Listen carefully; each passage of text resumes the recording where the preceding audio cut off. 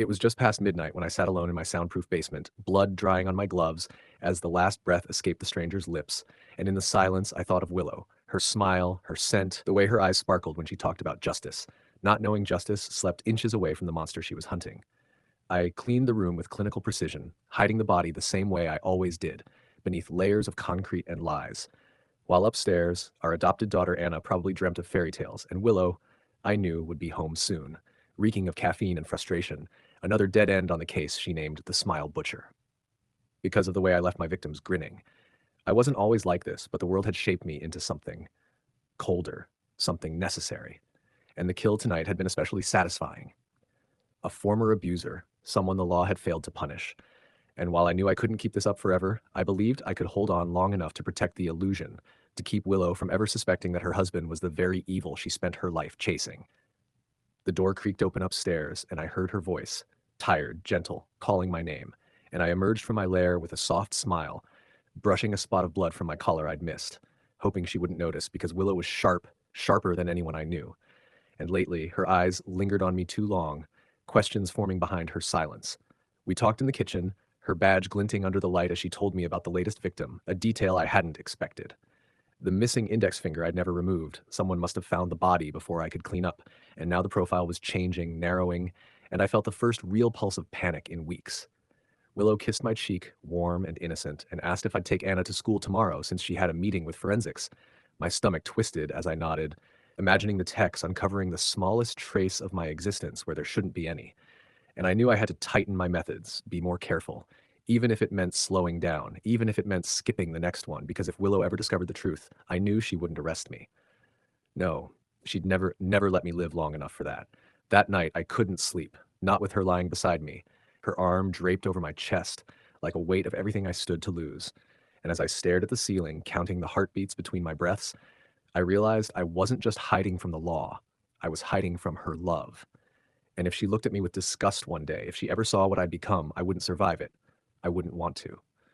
The next morning came with screams from the street, neighbors finding the mutilated cat I'd left outside as a misdirection, something to throw off behavioral profilers. But Willow rushed to the scene with a trembling hand, whispering, "This isn't like the others."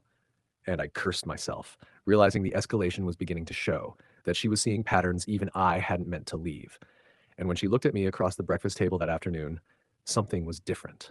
Her eyes more distant, calculating, and I felt for the first time that I was being hunted. Not by the law, but by the woman I loved, and deep down, I think I wanted her to find me, to save me or end me, I didn't know which. The day after the cat incident, everything began to feel louder. Anna's footsteps in the hallway, the coffee machine hissing like it knew my sins.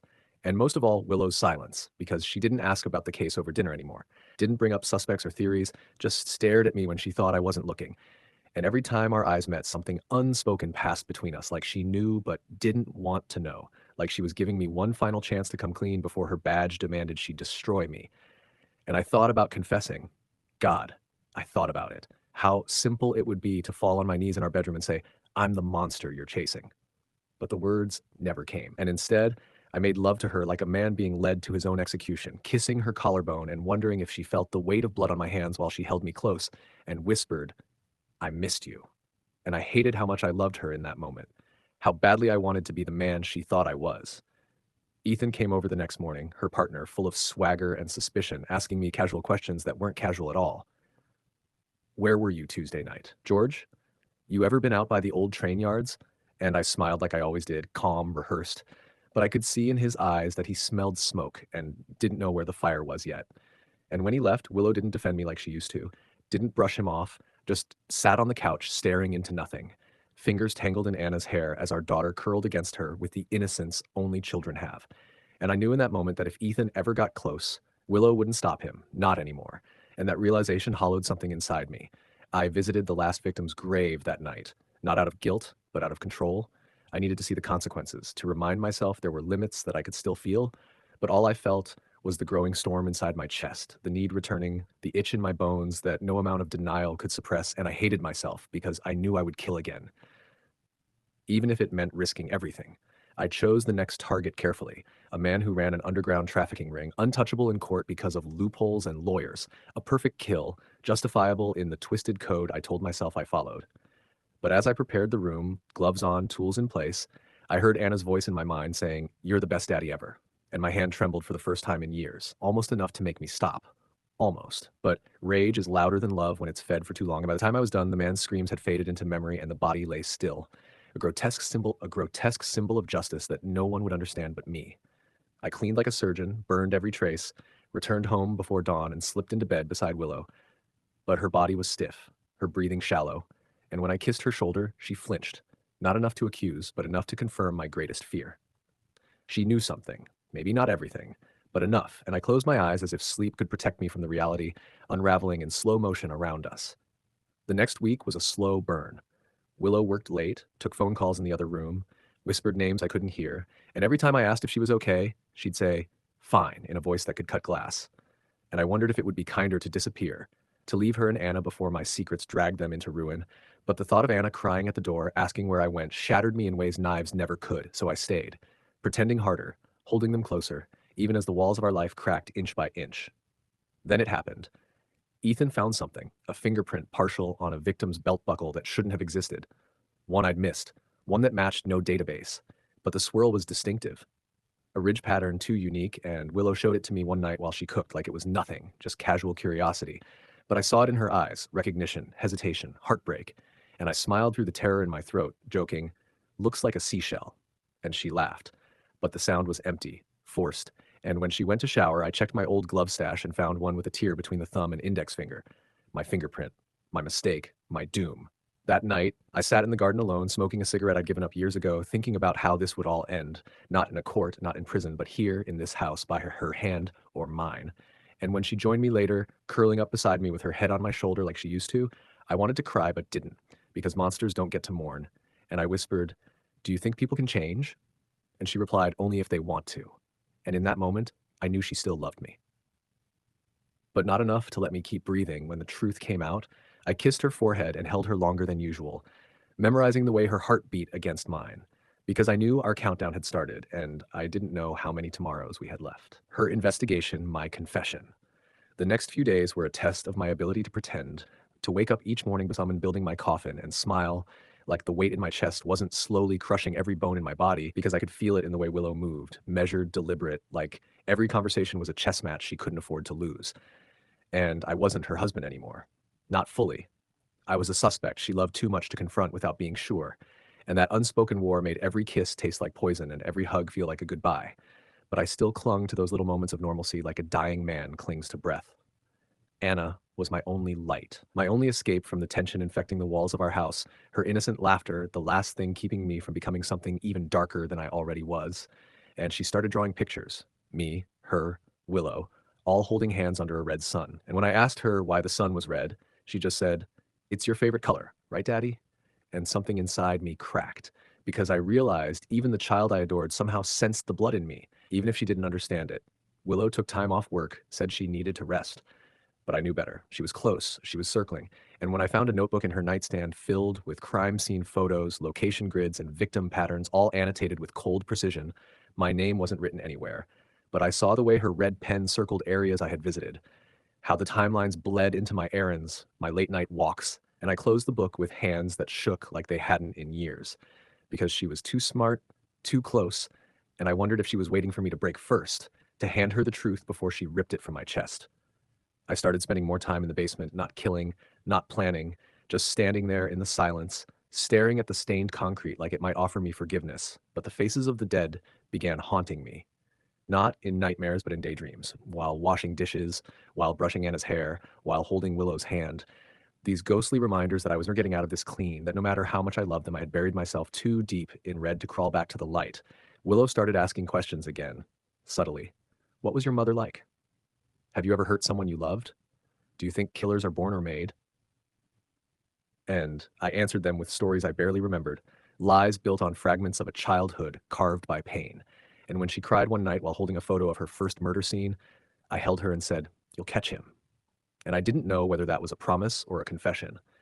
Ethan came by again, this time without a badge, just beer and forced brotherhood, trying to pretend he wasn't profiling me with every word. And I played the role, told jokes, brought up old sports trivia. But when he excused himself to use the bathroom and took a detour into the garage where I kept my tools, I knew my time was almost up. He didn't find anything. Not yet, but I could tell by the way he looked at me before leaving that his gut had already made up its mind, and all he needed now was proof. That night, Willow sat beside me in the dark, our backs against the wall in the hallway outside Anna's room, and she said, "Do you believe evil knows it's evil?" And I replied, "No, I think it thinks it's saving the world." And she didn't respond, just placed her head on my shoulder, and I wondered if she already knew, if this was her way of saying goodbye without saying it, and the pain of that silence cut deeper than any blade I'd ever held. The next morning, she kissed me goodbye before taking Anna to school, her lips lingering longer than usual, her eyes searching mine like she wanted to find something still good. And after the door closed, I sat at the kitchen table for hours, staring at the wood grain like it might whisper a way out. But nothing came. And by the time she returned, her face was different, calm, resolved. And when I asked how work was, she said softly, "I didn't go to work, George." And that was the moment I knew it was over, that she had crossed the line from doubt to certainty. And the ache in her voice made it worse because it wasn't anger that filled her, it was grief. I stood there frozen while she pulled out the notebook, opened it to the final page, and handed it to me without a word, and I read what she had written. "I don't want to believe it's him, but I think I already do." And for a moment, the world stopped. The walls disappeared, and I could only see her. This woman who once saved me from myself without ever knowing she had. This woman who believed in me even when I didn't. Now looking at me like I was the ghost in the house we built together. And I said her name, just once, barely a whisper, but her tears started before I finished. And she asked me, her voice breaking, "Please tell me it's not true." And I wanted to lie. I wanted to say anything, but all I did was lower my head and say, "I tried to stop." And those 4 words killed something between us that no amount of time would ever resurrect. She didn't scream, didn't call the cops, didn't run. She just stood there, the strongest woman I'd ever known, heartbroken and shaking, and said, "Why?" And I told her everything. How it started, how I chose the victims, how I justified each one. And I begged her to believe that I never wanted to hurt her or Anna, that I was sick but not lost. But the more I spoke, the more she broke. And by the time I finished, she was curled into herself on the floor, like the world had ended. And in a way, it had. I sat beside her, not touching, not breathing, just waiting for her to speak. And when she finally looked at me, her eyes weren't filled with hate. They were filled with mourning, and that was worse, because if she had hated me, I could have endured it. But watching her mourn me like I was already dead made me realize that my story was over, and the only thing left was how it would end. I didn't sleep that night, neither did Willow. She sat on the edge of the bed like a statue carved from grief and disbelief, her back to me, her body trembling in silent waves, and I lay behind her in the dark, staring at the ceiling while the weight of everything I'd buried clawed its way up my throat. Because now it was all out there, exposed, bleeding between us like a wound that couldn't be stitched, and the silence was louder than sirens, thicker than blood, and I wanted to speak, to say anything. But every word I could form would just make the damage worse. So I remained still, a shadow beside the woman whose heart I had shattered with nothing more than the truth. When dawn came, she rose without a word, didn't look at me, didn't cry, just walked to the bathroom and shut the door behind her, and I heard the water run, long and scalding, like she was trying to wash me off her skin. And for the first time, I didn't stop her, because I didn't deserve to touch her ever again. She made breakfast for Anna like nothing was wrong, brushed her hair, packed her bag, kissed her cheek, and waved goodbye. And then the second the door closed, the mask dropped and she slumped into a chair, head in her hands, and I watched from the hallway like a ghost, like I didn't belong here anymore. And maybe I didn't, maybe I never had. I walked in and sat across from her and asked the question that had been burning through me all night. "What happens now?"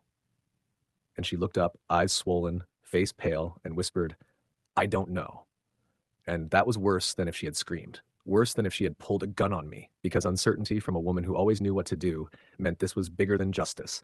This was a storm inside her heart that no badge or procedure could calm. And I could see it. She wasn't just torn between love and duty, she was drowning in it. "Are you going to turn me in?" I asked quietly, and her jaw clenched as she looked away, and her hands trembled as she said, "You deserve to be stopped, but I don't know if I can be the one to do it." And that nearly killed me because it meant I had pushed her into a moral purgatory, a place where no decision would ever feel right. And I had done that. I had ruined her, corrupted the most righteous soul I had ever known. She left the house without telling me where she was going. But I knew she was meeting Ethan, maybe even confessing what she knew, or maybe just trying to figure out if there was still a way to save me. And that thought, her trying to save me after everything, made my stomach churn with shame because I didn't deserve a savior. Not after what I'd done, not after the blood I'd spilled. I went down to the basement and opened the locker behind the old shelves, the one even Willow didn't know existed, and I stared at the journals, pages upon pages documenting every victim, every justification, Every lie I told myself to keep going, and I realized then that no matter what she decided, no matter if the law caught up or not, this story had only one ending, and it would be written in silence and in red. When she returned that evening, she looked exhausted, like her soul had aged 10 years. And I asked if she had spoken to Ethan, and she just nodded, saying, "He suspects, but he doesn't know. It's up to me." And that broke me in ways I didn't think I could still break, because it meant she held my life in her hands, and I had given her nothing but reasons to crush it. I told her I was going to take Anna to the park the next day to give her some space, and she just nodded again. No resistance, just that quiet storm in her eyes. And when I kissed her forehead that night, it was like kissing a stranger I still loved more than anyone in the world. The next morning, I took Anna to the park, pushed her on the swings while she laughed and screamed, "Higher, Daddy, higher!"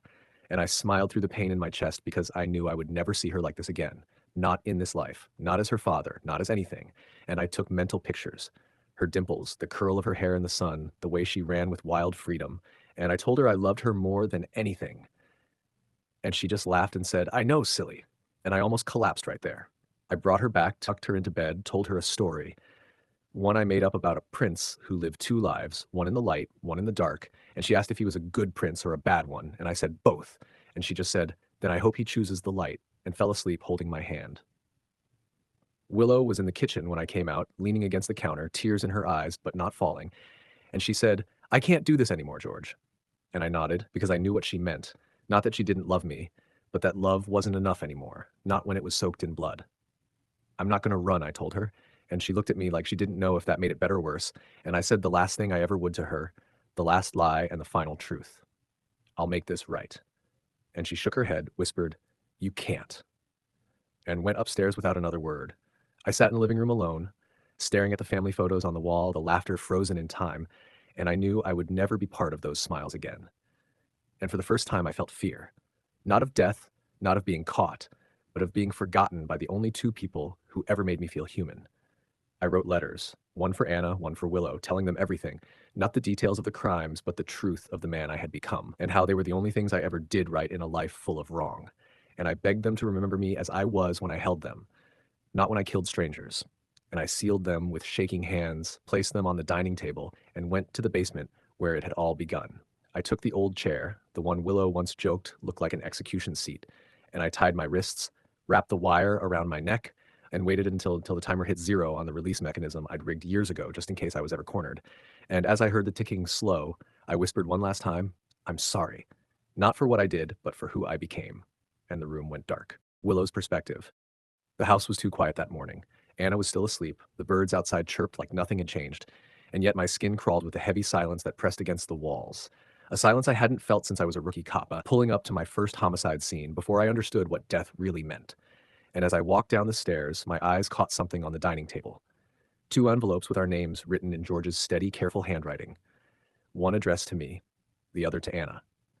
And in that instant, my legs nearly gave out because I knew with a certainty that burned through my chest that he was gone, that he had made his choice, not to run, not to confess, but to leave us in the only way he thought would set us free. I didn't open the letter, not yet.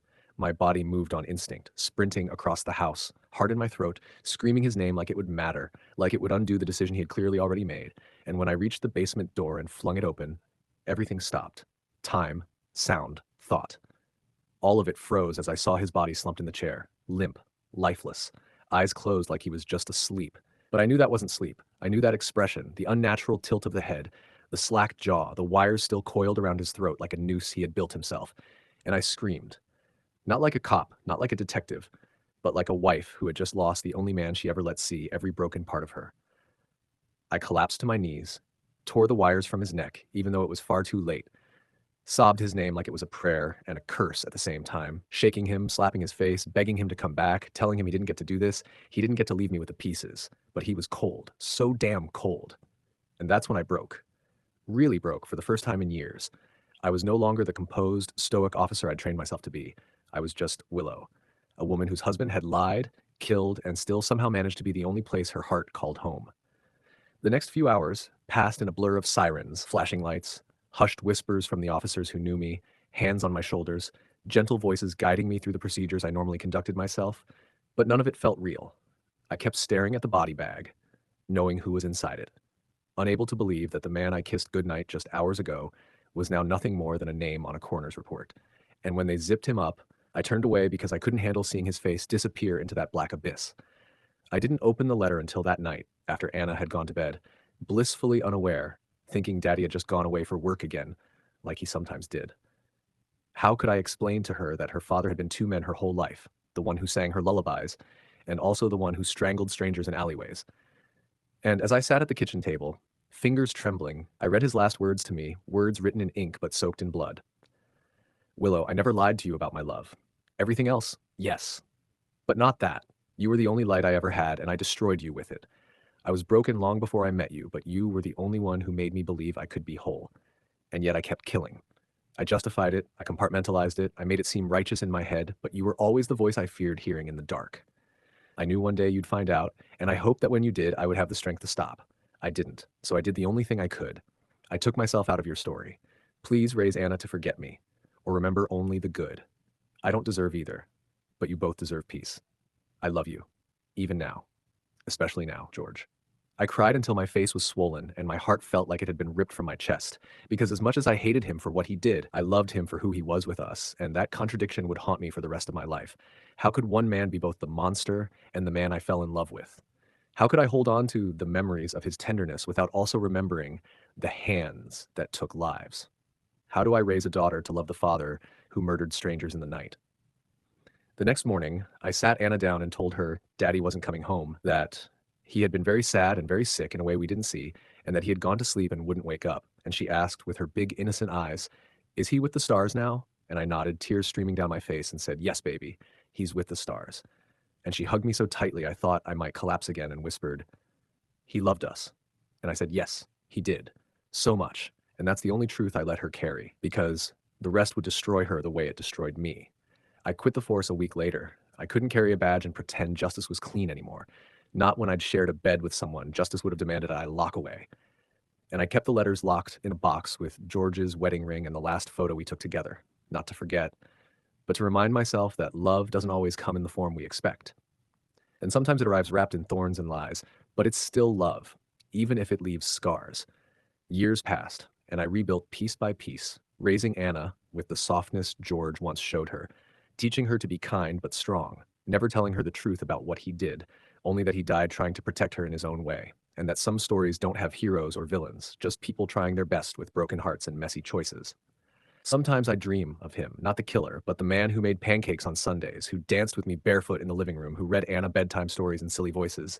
And in those dreams, he's always smiling, always reaching for me, but I never reach back, because I can't. Not anymore. But I still keep a chair empty at the dinner table on his birthday, and Anna always places a candle there without asking why. Maybe because some part of her still feels him watching over us, and maybe that's the punishment George chose. Not hell, not prison, but the eternity of being remembered by those he loved, not for what he did, but for the man he could have been, if only he had asked for help. I never forgave him, not fully, but I never stopped loving him either. And maybe that's the real tragedy. Not that he was a killer, but that he was mine, and I would have walked through fire to save him if only he had let me.